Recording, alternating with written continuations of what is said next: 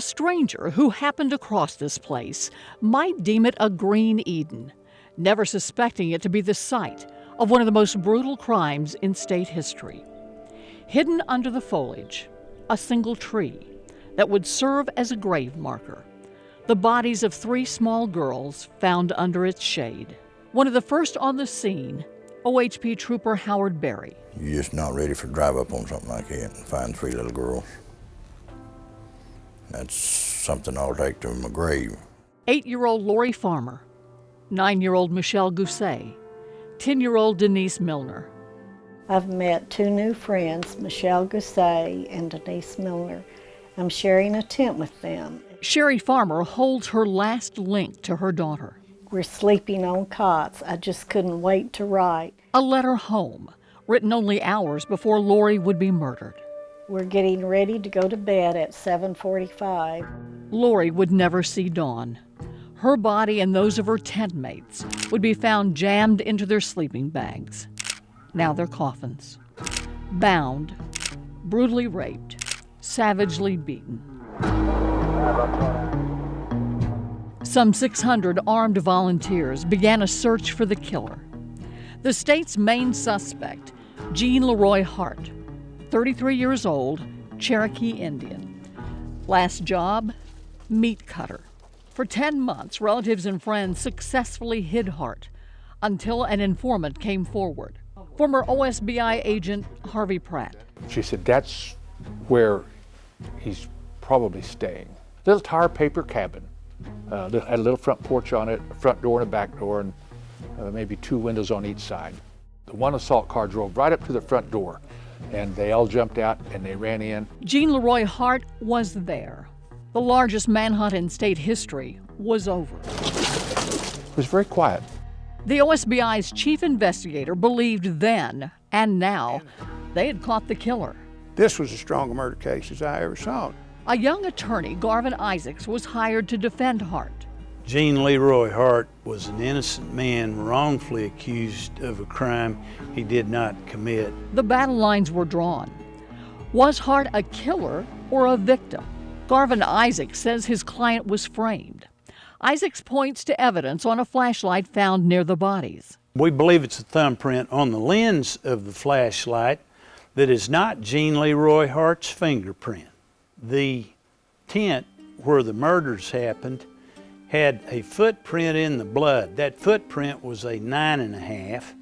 Hart's footprints would be an 11.5. That was his foot size. Investigators and prosecutors argued that Hart, a twice convicted rapist, left the same telltale signs on the little girls as on his previous victims. The case went to the jury. The jury acquitted Hart. They had the courage to stand up for justice. It broke my heart. It was the first time I ever saw the system not work. I just wouldn't believe it. See, I believed that the good guy always won. Hart was taken to prison to serve the remaining 300 years on his previous rape and burglary convictions.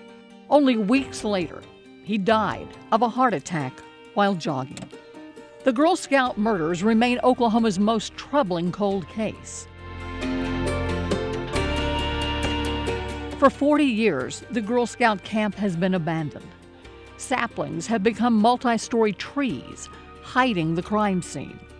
But to this sheriff, the murder mystery remains personal. It's been a part of my life, one way or the other, my whole life. The unusual steps this sheriff is taking to solve the murders, and living after your daughter is murdered. Some days, I would just get up and think, if I can just get from now till noon. Okay, if I can get from noon till supper. Next.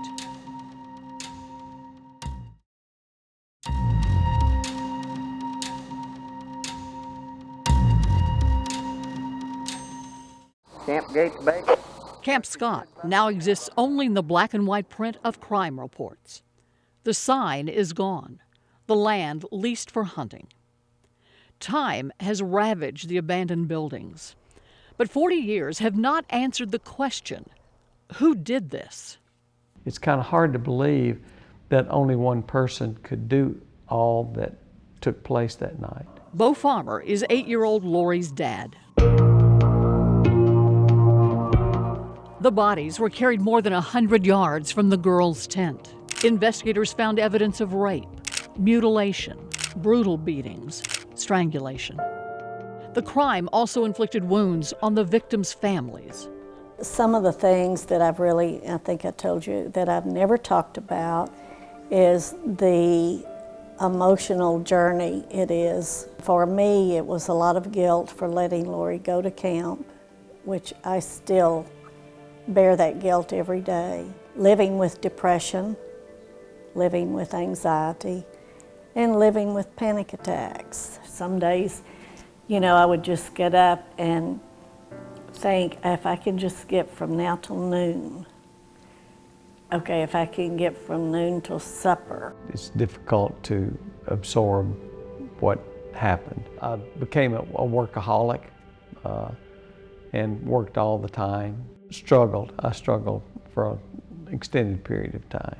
Lori was the oldest of their 5 children. Someone would ask me if one of the children could go swim, and I would say to myself, well, I don't know if I can decide that because I let Lori go to camp and she didn't come back, so what if I let a child go swimming and they didn't come back?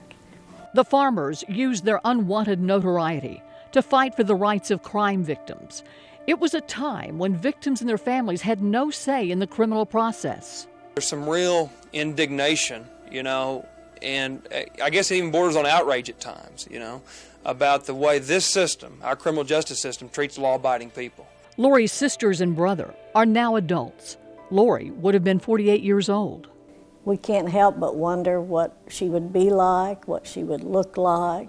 And they wonder if they'll ever have conclusive answers about who murdered their daughter and her friends. We want to keep Lori's memory alive. And we do want to know if there's anybody out there that knows anything. We want to get to the bottom of this case. So does this man. I was born and raised here. I was 8 years old when this took place. About the same age as Lori Farmer. Now Mike Reed is the Mays County Sheriff. Overgrown with brush, he walks the area where the girls' tent was located. I remember, even at that time, it was on every channel, the news. He wants the case closed. Sheriff Reed has assigned a reserve deputy to the case full-time. The 2 of them have opened their own file on the murders. But more than that, he's enlisted the help of Mays County residents. They've donated $30,000 to conduct new DNA testing on evidence taken from the girls' bodies. As long as I'm in this office, we're going to keep pushing and keep digging and trying. The DNA is being tested at an independent, cutting-edge lab in Virginia. So sensitive, it can make determinations most labs cannot. Sheriff Reed says he wants only one thing. That's what you want, is the truth. He's determined. Anybody can go, well, never going to happen. You have to make a decision to think positive. He wants the case closed for the parents. But if the family feels some peace out of our efforts, and that's all that matters to me. Much of the evidence from the Girl Scout murders is still held at the Oklahoma State Bureau of Investigation. Agents have worked the case since day one. The break may come from technical advances in forensics, or it may come from someone who's kept a secret for 40 years.